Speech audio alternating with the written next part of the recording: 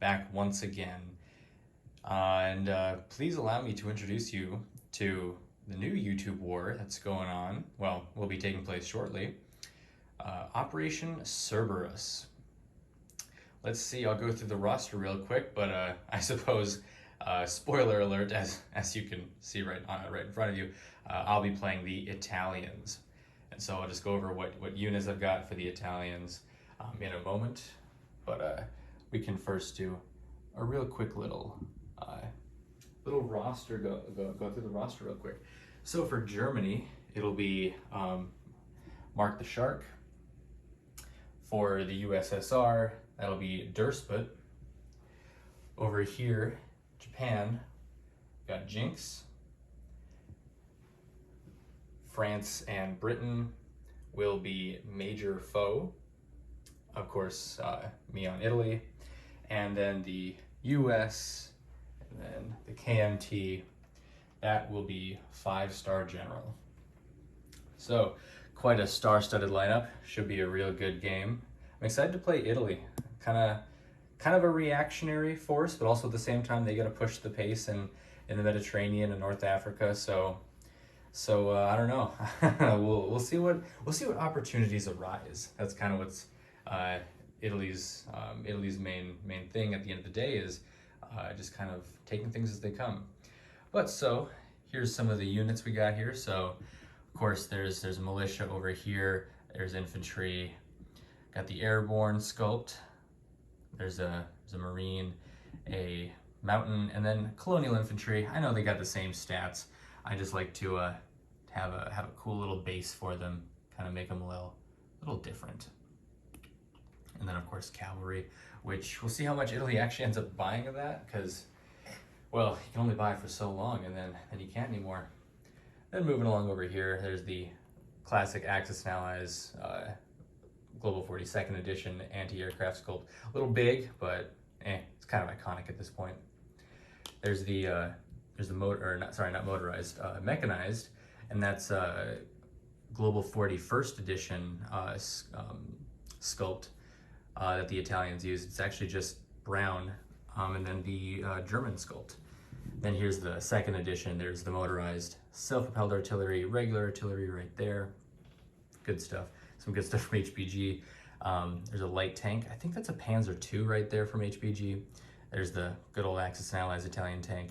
Here's a Tiger tank, just in case Italy ever gets heavy tanks for some reason. And then a tank destroyer in case the Brits or Americans are bringing too many armored pieces to North Africa. We'll see if I need to deploy those. Going back here, we got air transport and seaplane. Probably won't see too much of that, but unless I get some reason to get that. Fighter and tactical bomber. I like the tactical bomber because it's just the German Stuka. Pretty iconic again. Medium bomber is the Axis and Allies Global 40 sculpt, and then there's the German bomber, the German sculpt as well, for a strategic bomber. Then over here we got ourselves a sub, transport, nothing fancy. Destroyer, light cruiser. I like this sculpt from HPG. Got a bunch of them. See if they do me any good fighting against aircraft.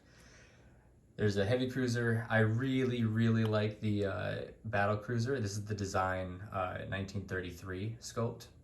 Although unfortunately, it just doesn't make a lot of sense for Italy to get a battle cruiser when they could just go for a battleship and be better in pretty much every sense. Cost a few more bucks, granted. But it's just kind of hard to justify a battle cruiser when a battleship is just not that much more expensive for a lot more punch.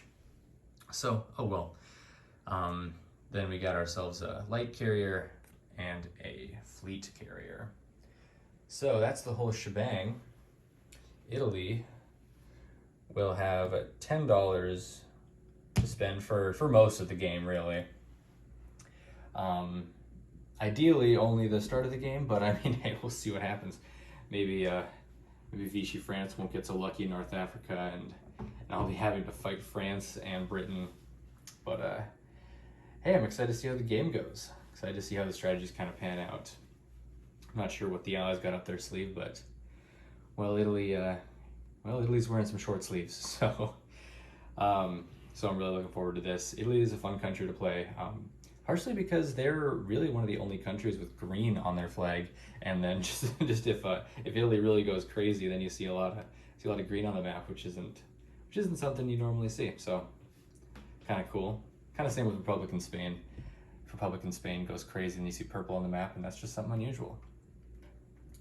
But yeah, all right. Well, now I'm talking about flags, so won't get into my strategy. Won't get into that quite yet, just because never know who's listening. So gotta keep some things classified. But perhaps another day we can go over some top secret material as the situation develops. But with that, I'll leave you for today, and I will see you on turn 1 of Operation Cerberus. Later, everyone.